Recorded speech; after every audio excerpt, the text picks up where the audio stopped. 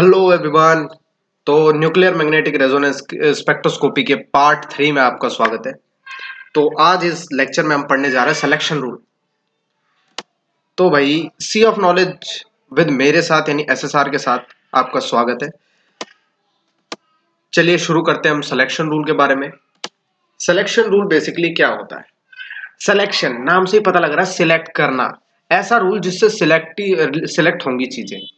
तो the selection rule is used to determine the NMR active compound. यानी selection rule यानी select करने के लिए जो रूल होता है उसको यूज किया जाता है कि भाई कोई भी जो कंपाउंड है वो एनएमआर शो करेगा या नहीं करेगा। मींस एनएमआर शो करेगा मतलब एनएमआर एक्टिव होगा या नहीं होगा, और एनएमआर इनएक्टिव होगा यानी शो करेगा या नहीं करेगा। शो नहीं करेगा, इनएक्टिव। ठीक है। तो on the basis of NMR activity, तो एनएमआर एक्टिविटी के बेसिस पे हम यहाँ पर एक चीज देखते हैं। The nuclei shows the NMR not which is depending upon the nuclear spin quantum number. जो न्यूक्लियाई जो है वो एनएमआर शो करेगा या नहीं करेगा, ये चीज डिपेंड करती है उसके न्यूक्लियर स्पिन क्वांटम नंबर पे। तो जैसा कि हमने स्पिन क्वांटम नंबर के बारे में पढ़ा है, यानी कि एक ऐसा नंबर जो कि उसकी स्पिन यानी रोटेशन को दिखाता है। ठीक है। तो वो quantum number spin quantum number कहलाता है। तो न्यूक्लियर लगा दिया मतलब न्यूक्लियस की स्पिन को दिखाएगा वो क्वांटम नंबर जो न्यूक्लियस की स्पिन को दिखाएगा, which is nuclear spin quantum number. तो न्यूक्लियर स्पिन क्वांटम नंबर क्या होते हैं? वो दो तरह के हो सकते हैं भाई। या तो nuclear spin quantum number zero हो सकता है या जीरो से बड़ा हो सकता है, मतलब इन द सेंस बड़ा नहीं, मतलब नॉट इक्वल टू जीरो हो सकता है, यानी कोई भी एक पर्टिकुलर नंबर हो सकता है, चाहे वो नेगेटिव हो चाहे पॉजिटिव हो। तो यहां पर हम देख पा रहे हैं कि nuclear spin quantum number zero होने का मतलब क्या है कि न्यूक्लियस जो है या तो वो स्पिन करेगा या तो नहीं करेगा।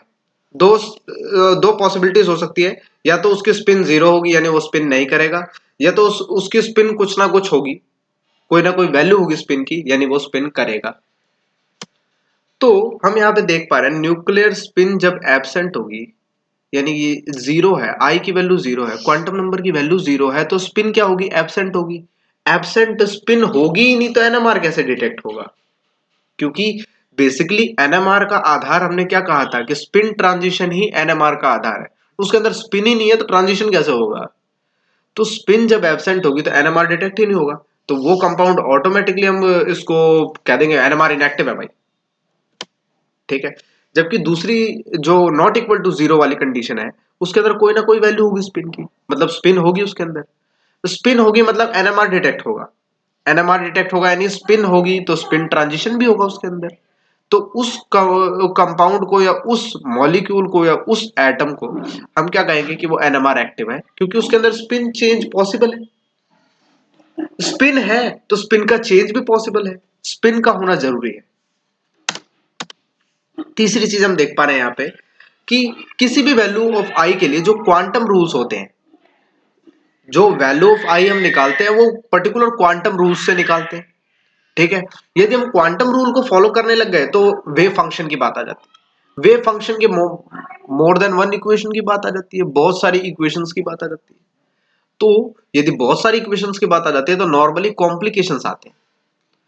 तो हम क्या करते हैं कि क्वांटम रूल अपनी जगह ठीक है, लेकिन उस पर्टिकुलर कॉम्प्लिकेशंस को ना लेते हुए हम अपनी ऑब्जर्वेशन के बेसिस पे कोई भी चीज बताएंगे कि न्यूक्लियस जो है वो एनएमआर एक्टिव या इनएक्टिव है। किस बेसिस पे बताएंगे? एटॉमिक नंबर और मास नंबर के बेसिस। ठीक है। अब क्वांटम रूल लगाने बैठे तो हमारे तो बहुत पन्ने भरेंगे भाई। ठीक है। तो हम क्या करेंगे, हमारे पास दूसरा तरीका है, एटॉमिक नंबर और मास नंबर के बेसिस पे हम देखेंगे।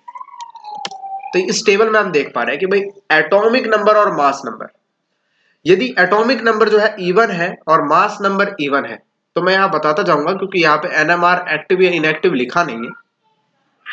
तो जिस भी एटम का या जिस भी एलिमेंट का जो एटॉमिक नंबर इवन है और मास नंबर भी इवन है, जैसे कि हम यहाँ पे देख पा रहे हैं 6, जो कार्बन का जो 6 है एटॉमिक नंबर वो भी इवन है, मास नंबर भी इवन है। तो ऐसे एलिमेंट्स को देखा गया कि ये एनएमआर नहीं दिखाते, एनएमआर इनएक्टिव होते हैं। यानी कि ग्रुप ऑफ एटम्स पे इस चीज को स्टडी किया गया तो देखा गया कि जिस एटम का एटॉमिक नंबर इवन है, मास नंबर भी इवन है, तो वो चीज एनएमआर एक्टिव इनएक्टिव हो जाती थी। जबकि हमने देखा कि एटॉमिक नंबर यदि इवन है और मास नंबर में चेंज आ गया, देखो ऑड है, ठीक है। जैसे यहां पर हम C6C3 की बात कर रहे हैं, यानी कि कार्बन के दूसरे आइसोटॉप जो कि रेडियो एक्टिव आइसोटॉप माना जाता है, उसको यदि हम देखते हैं तो उसके अंदर हम देख पा रहे हैं कि जो एटॉमिक नंबर है वो 6 है यानी इवन है, और जो मास नंबर है वो ऑड है। तो ऐसे जो कंपाउंड है वो एनएमआर को शो करते हैं, एनएमआर दिखाते हैं, ठीक है। और यहां पर हम इसकी जो भी आई की वैल्यू निकालते हैं, आई की value means spin, nuclear spin quantum number, ठीक है। तो जब किसी भी एलिमेंट का एटॉमिक नंबर इवन होगा, मास नंबर ऑड होगा, तो हम उसके लिए आई की वैल्यू कैसे निकालेंगे, 1/2 इंटू एन, 1/2 इंटू एन। यहां पर एन जो है कोई भी 1, 3, 5, यानी कि हमने पढ़ा ऑड, ऑड नंबर्स हो सकते हैं, एन की वैल्यू ऑड हो सकती है जी। जबकि हम यहां पर तीसरी कंडीशन की बात करते हैं जिसमें एटॉमिक नंबर जो है ऑड होगा, मास नंबर इवन होगा, मास नंबर इवन और एटॉमिक नंबर ऑड होगा, तो ये भी कंपाउंड एनएमआर एक्टिव होगा, ठीक है। मींस हम यदि ओवरऑल देखें तो इवन इवन वाले जो कंपाउंड होंगे वो एनएमआर इनएक्टिव होंगे, जबकि इवन ऑड और ऑड इवन वाले जो कंपाउंड होंगे वो एनएमआर एक्टिव कंपाउंड होंगे। तो उनके लिए जब हम स्पिन क्वांटम नंबर की वैल्यू निकालेंगे तो वो 1 के मल्टीपल में आएगी, और एन की वैल्यू यहां कुछ भी हो सकती है, एन इज 1 2 3 4 5 6 इंफिनिटी तक। तो स्पिन क्वांटम नंबर की वैल्यू ऑड और इवन इन दिस केस तो जो आएगी 1 के मल्टीपल में आएगी। तो इसका एक पर्टिकुलर एग्जांपल है हमारे पास नाइट्रोजन, जिसका एटॉमिक नंबर तो जो है ऑड है जबकि मास नंबर इवन है। तो हम अब पहचान पाएंगे कि कौन सा जो एलिमेंट है वो एनएमआर एक्टिव होगा या इनएक्टिव, वो हम इवन उसके मास नंबर और एटॉमिक नंबर से डिटेक्ट कर पाएंगे कि भाई किस चीज का एनएमआर दिखेगा, किस चीज का एनएमआर नहीं दिखेगा। तो यही चीज हमें कौन बताता है, सिलेक्शन रूल को बताता है, जिस चीज को हम अभी स्टडी कर रहे हैं इन दिस लेक्चर और इन दिस डिस्कशन। अब आगे आ जाते हैं स्पिन स्टेट्स के ऊपर। स्टेट्स मतलब कितनी स्टेट्स पॉसिबल हो सकती है स्पिन की, यानी कितने तरीके से स्पिन की जा सकती है, तो उस चीज को हम कह देते हैं स्पिन स्टेट्स। तो नंबर ऑफ स्पिन स्टेट्स निकालने के लिए हमारे पास जो फॉर्मूला होता है वो होता है 2i+1, जहां पर i की वैल्यू होती है which is spin quantum number. यानी स्पिन स्टेट्स भी किस पर डिपेंड करती है, स्पिन क्वांटम नंबर पे। यहां पे हम देख सकते हैं, here we can see that the value of spin states is depending upon I और spin quantum number. Spin quantum number पे डिपेंड करती हैं चीजें, क्योंकि यहां आई की वैल्यू मेन है, बाकी सब चीजें तो कांस्टेंट है। तो आई की वैल्यू जो होगी ये इसमें हम पुट अप करेंगे। Also we can say that the number of spin transitions, यानी कि स्पिन कितने तरह की स्पिन होगी, तो उसी से तो हमें ट्रांजिशन पता लगेंगे। तो स्पिन ट्रांजिशन की जो वैल्यू है वो हमें पता लगेगी किस पे डिपेंड करती हुई है, वो है स्पिन क्वांटम नंबर पे डिपेंड। जैसे हम यहां एग्जांपल ले रहे हैं H11 का, जो कि हमने देखा कि एनएमआर एक्टिव कंपाउंड है। एनएमआर एक्टिव कंपाउंड है क्योंकि ये क्या है, ऑड है, एक चीज ऑड है और एक चीज यहां पर ये भी दूसरी भी चीज ऑड है, ठीक है। जैसे कि ओवरऑल हमें पता है कि भाई ये एनएमआर एक्टिव कंपाउंड है, ठीक है। तो हाइड्रोजन की के लिए जब आई की वैल्यू हमने देखा प्रीवियस टेबल में हमने देखा होगा, which is half, multiple of half into n, ठीक है। यहां पर हम देख पा रहे हैं कि हाफ है, इसकी जो आई की वैल्यू है which is half. Then the spin transition की वैल्यू क्या आ जाएगी, यहाँ पे स्पिन ट्रांजिशन के लिए हम इसमें आई की वैल्यू को पुटअप करेंगे। आई की वैल्यू को पुटअप किया हमने तो 2 से 2 कैंसिल आउट हो जाएगा एंड देन 1। तो ओवरऑल स्पिन ट्रांजिशंस की जो पॉसिबल स्पिन ट्रांजिशन होंगे which is 2, the number of spin transition जो होंगे वो 2 आ जाएंगे। तो दो तरीके से ये क्या हो सकता है, स्पिन पॉसिबल हो सकती है। या तो जो न्यूक्लियाई है वो क्लॉकवाइज रोटेट करेगा, या तो एंटी क्लॉकवाइज रोटेट करेगा या स्पिन करेगा। स्पिन बेसिकली हम ये है माइन्यूट चीजों, माइक्रोस्कोपिक चीजों के लिए कह देते हैं, स्पिन, ठीक है, on the axis, on the particular axis पे कोई भी चीज घूमती है, दैट इज कॉल्ड स्पिन। अब हम बात करते हैं आइसोटोप ऑफ कार्बन की, जो कि 6C13 है। तो द वैल्यू ऑफ आई, हमने जो कि टेबल में देखा था कि यहां पर जो एटॉमिक नंबर है which is E1 and mass number which is odd, तो हम ये देख पा रहे हैं कि ये भी एक एनएमआर एक्टिव कंपाउंड है। इसके लिए भी आई की वैल्यू 1/2 के मल्टीपल्स में आएंगी, 1/2 के मल्टीपल्स में आएंगी। तो आई जो होगा इस पर्टिकुलर स्पिन क्वांटम नंबर जो होगा इस पर्टिकुलर एलिमेंट के लिए विच इज 1/2।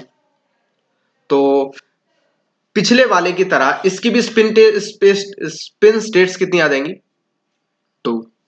तो कार्बन कार्बन की जो आई की वैल्यू है वो हाफ होगी और स्पिन ट्रांजिशंस भी 2 आ जाएंगे।